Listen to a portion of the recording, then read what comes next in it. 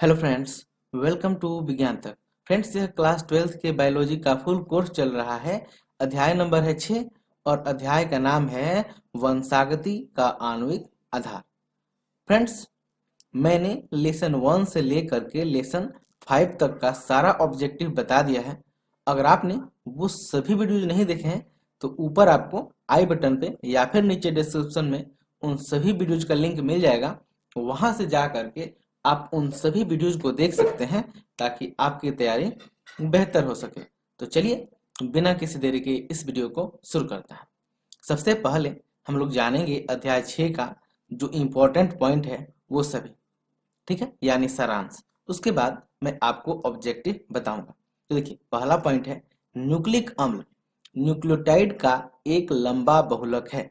ठीक है, तो न्यूक्लिक अम्ल क्या है? न्यूक्लियोटाइड्स का एक लंबा बहुलक है, यानी बहुत सारे जब न्यूक्लियोटाइड्स मिल जाते हैं तब न्यूक्लिक अम्ल का निर्माण होता है। दूसरा, डीएनए अनुवांशिक सूचनाओं को संग्रहित करने जबकि आरएनए मुख्यतः सूचनाओं के स्थानांतरण एवं अभिव्यक्ति में सहायक होता है। ठीक है, तो डीएनए क्या करता है? अनुवांशिक सूचनाओं को रखता है, संग्रहित करता है, स्टोर करता है, जबकि आरएनए क्या करता है? उसका परिवहन करता है, यानी स्थानांतरण करता है, एक जगह से दूसरी जगह पर ले जाता है। थर्ड पॉइंट, न्यूक्लियोटाइड के 3 घटक होते हैं। न्यूक्लियोटाइड के 3 घटक होते हैं, कौन कौन? नाइट्रोजनी क्षार, पेंटोस शर्करा और फॉस्फेट ग्रुप।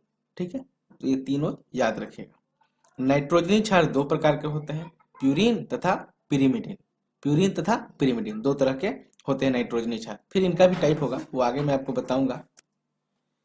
डीएनए की कुंडली संरचना अनुवांशिक उलझाव को सरल तरीके से व्याख्या करने में सक्षम है।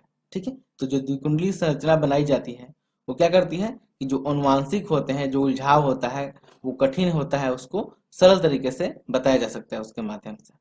अगला, एक न्यूक्लियोसोम में 200 नाइट्रोजनी बेस जोड़े कुंडली होते हैं। ठीक है, यानी एक न्यूक्लियोसोम में कितने होते हैं? 200 नाइट्रोजनी बेस होते हैं, यानी नाइट्रोजनी क्षारक होते हैं। विषाणु जो जीवाणुओं को नष्ट कर देते हैं जीवाणुभोज कहलाते हैं। यानी वैसे हम विषाणुओं को क्या कहते हैं? जीवाणुभोजी कहते हैं, जो जीवाणुओं को नष्ट करता है। ऐसे भी समझ लीजिए जीवाणु भोजी, यानी जो जीवाणु को भोजन के रूप में यूज करता हो, यानी जीवाणु को मार डालता हो। अगला, अधिकांश जीवों में डीएनए अनुवांशिक पदार्थ के रूप में कार्य करता है। अब देखिए यहाँ पे अधिकांश क्यों कहा जा रहा है? क्योंकि कुछ जीवों में यह आरएनए भी हो सकता है, लेकिन आप याद रखिएगा जो अधिकांश जीव है उसमें डीएनए ही अनुवांशिक पदार्थ होता है। आरएनए पहला अनुवांशिक पदार्थ था। तो ये आपसे पूछा जाए कि पहला अनुवांशिक पदार्थ बताइए, तो उसमें आप क्या बताइएगा? आरएनए। नेक्स्ट पॉइंट, डीएनए में अनुलेखन इकाई के मुख्यतः 3 भाग होते हैं। जो डीएनए में क्या होता है? जब अनुलेखन इकाई होता है तो उसके 3 भाग होते हैं, कौन कौन? उन्नायक, संरचनात्मक जीन और समापक। ठीक है, नेक्स्ट पॉइंट है जीवाणु में मुख्यतः 3 प्रकार के आरएनए होते हैं। कितने प्रकार के? 3 प्रकार के। पहला एमआरएनए, टीआरएनए तथा आरआरएनए। ठीक है, तो ये 3 आरएनए आपको याद रखना है। नेक्स्ट पॉइंट है एडेनिन थाइमिन से दो हाइड्रोजन बंध द्वारा जुड़ा होता है। यानी कहने का मतलब है कि जो एडेनिन और थाइमिन होता है वो 2 हाइड्रोजन बंध द्वारा जुड़ा होता है, जबकि ग्वानिन और साइटोसिन 3 हाइड्रोजन बंध द्वारा जुड़े होते हैं। ठीक, नेक्स्ट, डीएनए के प्रतिकृति सेमी कंजर्वेटिव ढंग से होती है। डीएनए की प्रकृति किस विधि से होती है? तो वो सेमी कंजर्वेटिव ढंग से होती है, ये याद रखना है। प्रत्येक अमीनो अम्ल के लिए विशिष्ट अंतरण आरएनए होते हैं। प्रत्येक अमीनो अम्ल के लिए क्या होते हैं? तो विशिष्ट अंतरण आरएनए होते हैं। प्रोटीन संश्लेषण का स्थान राइबोसोम है। ऐसे भी पूछा जाता है कि प्रोटीन का संश्लेषण कहाँ पे होता है? तो कहाँ पे होता है? राइबोसोम में। कोडोन शब्दकोश में 64 कोडोन होते हैं। ठीक है, कितने कोडोन होते हैं टोटल? तो 64। एयूजी जीयू को प्रारंभन कोडॉन कहते हैं, यानी इसे स्टार्टिंग कोडॉन भी कहते हैं। यानी जो एयूजी है और जीयूजी है वो कोडिंग में सबसे पहले जहां पे भी जाता है तो ये वहीं से प्रोटीन संश्लेषण शुरू होता है। यूएए, यूएजी तथा यूजीए को समापन कोड कहते हैं या समापन कोडॉन कहते हैं। तो ये देखिए कई बार आपसे यही पूछा जाता है प्रारंभन कोडॉन और समापन कोडॉन के बारे में। तो जब प्रारंभन कोडॉन के बारे में पूछा जाए या स्टार्टिंग कोडॉन, तो यह है AUG या GUG, और समापन कोडॉन है UAA, UAG तथा UGA। स्थानांतरण वह प्रक्रिया है जिसमें एमिनो अम्ल के बहुलकन से पॉलीपेप्टाइड का निर्माण होता है। तो स्थानांतरण में क्या होता है, एमिनो अम्ल के बहुलकन से पॉलीपेप्टाइड का निर्माण होता है। यानी ऐसे समझ लीजिए कि स्थानांतरण में मेन रूप से पॉलीपेप्टाइड का ही निर्माण होता है। जीन क्रोमोसोम में रैखिक क्रम से एक से दूसरे सिरे तक व्यवस्थित रहते हैं। अब जो जीन क्रोमोसोम होते हैं, मीन्स लिखने का मतलब ये है कि जो जीन होते हैं वो क्रोमोसोम में रैखिक क्रम में से एक सिरे से दूसरे सिरे तक व्यवस्थित रहते हैं। क्या होते हैं, मान लीजिए कि एक क्रोमोसोम है हमारे पास, ये मान लीजिए क्रोमोसोम है यानी गुणसूत्र है, तो इस पे जीन क्या होते हैं, रैखिक क्रम में ऐसे एक सिरे से दूसरे सिरे तक रहते हैं, यही बताया जा रहा है वहां पे। जीन सभी जीवों के वंशागत लक्षणों के निर्धारण होते हैं। यानी जो जीन ही है वो सभी जीवों के लक्षणों को निर्धारित करते हैं। उन्हीं के कारण ये पता चलता है कि किस जीव में किस तरह के लक्षण पाए जाएंगे। चलिए आगे बढ़ते हैं। लैक प्रचोलेक एक नियामक जीन I और 3 संरचनात्मक जीन Y, Z, A से मिलकर बना होता है। लैक प्रचालक यानी लैक ओपेरॉन की बात हो रही है यहाँ पे, तो ठीक है। लैक ओपेरॉन में कौन होते हैं, तो एक क्या होता है, नियामक जीन होता है। एक नियामक जीन होता है जिसे I कहते हैं, तथा 3 संरचनात्मक जीन होते हैं जिसे Z, Y तथा A से मिलकर वो बना होता है। मनुष्य के जीनोम में लगभग 3164.7 मिलियन नाइट्रोजनी क्षार जोड़े होते हैं, ठीक है। प्रत्येक जीन में औसतन 3000 नाइट्रोजनी क्षार होते हैं। देखिए एक जीन में कितने होते हैं, 3000 नाइट्रोजनी क्षार होते हैं। मनुष्य के जीनोम में पाई जाने वाली सबसे बड़ी जीन डिस्ट्रोफिन है, ठीक है। मनुष्य जीनोम में पाई जाने वाली सबसे बड़ी जीन कौन सी है, तो ये डिस्ट्रोफिन है। कौन क्या है, डिस्ट्रोफिन है। दो मनुष्यों के DNA अनुक्रमों का तुलनात्मक अध्ययन करने के लिए DNA फिंगरप्रिंटिंग का एक त्वरित एवं अच्छी विधि है, ठीक है। तो इसका क्या करते हैं हम लोग, तो दो मनुष्यों के जब तुलना करना हो या दो मनुष्यों के बीच में संबंध पता करना हो तो हम लोग किस विधि का यूज करते हैं, फिंगरप्रिंटिंग, ठीक है। कौन सा फिंगरप्रिंटिंग, सिंपल वाला नहीं, DNA फिंगरप्रिंटिंग। और इसके द्वारा दो व्यक्तियों के बीच में क्या कर सकते हैं हम लोग, संबंध स्थापित कर सकते हैं। यानी ये पता लगा सकते हैं कि किसका मतलब फैमिली कैसे रिलेटेड है। मान लीजिए कि कोई कहीं पे चोरी होती है या कहीं पे डाका डाला जाता है और वहां पे चोर के इतिहास का पता चलना हो, उसके फैमिली बैकग्राउंड का पता करना हो तो वो कर सकते हैं। इसके अलावा जो जमीन से जुड़े मामले होते हैं, पैतृक संपत्ति का निर्धारण करना रहता है, वहां पे भी इसका यूज करते हैं। मतलब कई जगह पे इसका यूज कर सकते हैं और यह सबसे सटीक विधि है, वही बताया जा रहा है।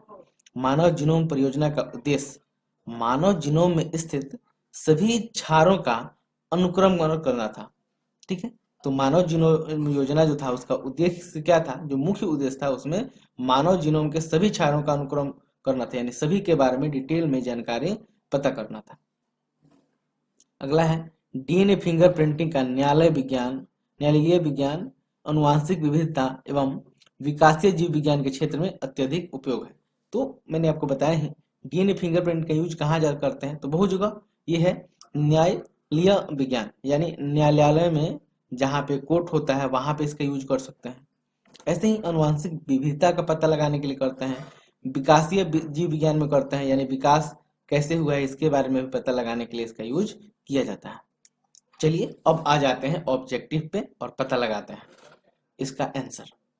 पहला है न्यूक्लियोटाइड के कितने घटक होते हैं, यानी एक न्यूक्लियोटाइड होता है उसके कितने घटक होते हैं ये बताना है। तो न्यूक्लियोटाइड के कितने घटक होते हैं, तो 3 होते हैं, मैंने आपको बताया वो भी थोड़ी देर पहले। नाइट्रोजनी क्षार कितने प्रकार के होते हैं, नाइट्रोजनी क्षार कितने प्रकार के होते हैं, मात्र 2 प्रकार के। कौन कौन सा था बताइए, तो प्यूरिन और पिरिमिडिन था, 2 तरह का। एक न्यूक्लियोसोम में नाइट्रोजनी बेस जोड़े की कितनी कुंडली रहती है, यानी एक न्यूक्लियोसोम में नाइट्रोजनी बेस के जो जोड़े होते हैं उसकी कितनी कुंडली रहती है ये आपको बताना है। तो कितनी रहती है जी, तो 200, कितना 200 रहती है। जीवाणु को नष्ट करने वाले विषाणु को कहते हैं जीवाणुभोजी, विषाणुभोजी, कवकभोजी, शैवालभोजी। तो क्या कहते हैं? उन्हें कहते हैं जीवाणुभोजी। इनमें से कौन पहला अनुवांशिक पदार्थ था? तो मैंने आपको बताया पहला अनुवांशिक पदार्थ कौन था? आरएनए। अब हम लोग अनुवांशिक पदार्थ किसे कहते हैं? डीएनए को। नेक्स्ट क्वेश्चन पे चलते हैं। यहाँ पे 6 नंबर पे, डीएनए में अनुलेखन इकाई के कितने भाग होते हैं?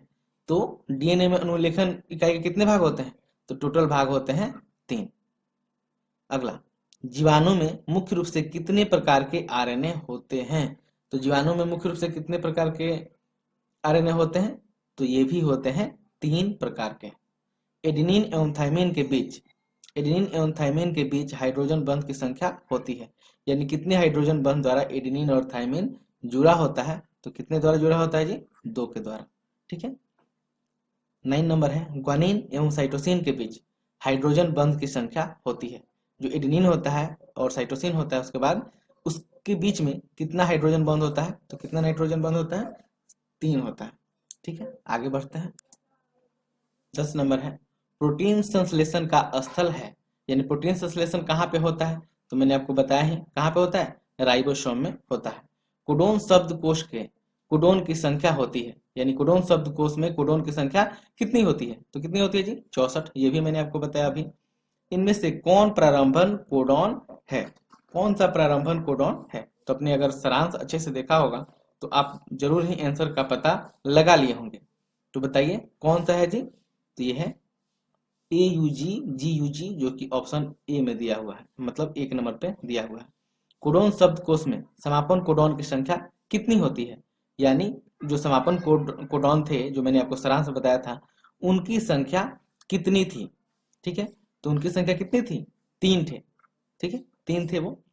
आगे देखते हैं, संरचनात्मक जिन निम्न में से कौन बनाते हैं? यानी बताना है कि इनमें से कौन कौन से हैं जो संरचनात्मक जीन बनाते हैं। तो ये देखिए आपको ऑप्शन ए में ही मिल गया, ZYA। यही है जो संरचनात्मक जीन बनाते हैं। प्रत्येक जीन में औसतन नाइट्रोजनी क्षार की संख्या होती है, यानी एक जीन में नाइट्रोजनी क्षार की संख्या कितनी होती है ये बताना है। तो ये भी मैंने अभी बताया था कितनी होती है जी? तो 3000। 16 नंबर है, mRNA से प्रोटीन संश्लेषण की क्रिया को कहते हैं, यानी mRNA से जो प्रोटीन संश्लेषण की क्रिया होती है उसे क्या कहते हैं ये बताना है। तो उसे क्या कहते हैं? तो जब भी प्रोटीन संश्लेषण होता है तो हम लोग क्या कहते हैं? ट्रांसलेशन। डीएनए से mRNA बनने की प्रक्रिया को कहते हैं, यानी जब डीएनए से mRNA बनता है तो उसको क्या कहते हैं ये आपको बताना है। ठीक है, तो क्या कहते हैं उसे कहते हैं ट्रांसक्रिप्शन। यानी जब mRNA बनता है तो उसे ट्रांसक्रिप्शन कहेंगे, और जब प्रोटीन संश्लेषण होगा तो उसे ट्रांसलेशन कहते हैं। लैक ऑपेरॉन में कितने संरचनात्मक जीन होते हैं? ऐसा ही एक क्वेश्चन था, लेकिन नाम ऊपर हिंदी में दिया हुआ था। तो ये आपको बताना है कि लैक ऑपेरॉन में संरचनात्मक जीन कितने होते हैं। तो आपने अंदाजा लगा लिया होगा कितने होते हैं? तो 3 होते हैं। डीएनए के छोटे छोटे टुकड़े को निम्न में से कौन जोड़ता है? यानी जो डीएनए के छोटे छोटे टुकड़े होते हैं उनको जोड़ने के लिए कौन सा एंजाइम है जो उसको जोड़ता है ये आपको बताना है। तो कौन सा एंजाइम है जी? तो ये है डीएनए लाइगेज, यानी लाइगेज एंजाइम है जो उन दोनों को जोड़ता है। नेक्स्ट है, प्रोटीन संश्लेषण के दौरान 2 एमिनो अम्लों के बीच किस प्रकार का बंध होता है? ठीक है, तो जब प्रोटीन संश्लेषण होता है उस समय की बात हो रही है। जब प्रोटीन संश्लेषण होता है उस समय जो 2 एमिनो अम्ल होते हैं उनके बीच किस तरह का बंध बना होता है? तो किस तरह का बंध बना होता है जी? तो बंध होता है पेप्टाइड बंध। ठीक है, कौन सा बंध होता है? पेप्टाइड बंध। ठीक है, इसके साथ ही इस वीडियो में इतना ही। मैं इस चैप्टर के अगले पार्ट में आपको और सारा ऑब्जेक्टिव कराऊंगा। यह आपको वीडियो कैसा लगा है कमेंट करके जरूर बताइएगा। अच्छा लगा है तो लाइक कीजिएगा, अपने फ्रेंड्स के साथ शेयर कीजिएगा। कोई शिकायत हो, सुझाव हो, उसे भी कमेंट बॉक्स में लिखिएगा ताकि उसे सुधारा जा सके। यह वीडियो देखने के लिए आपका बहुत बहुत धन्यवाद। बाय।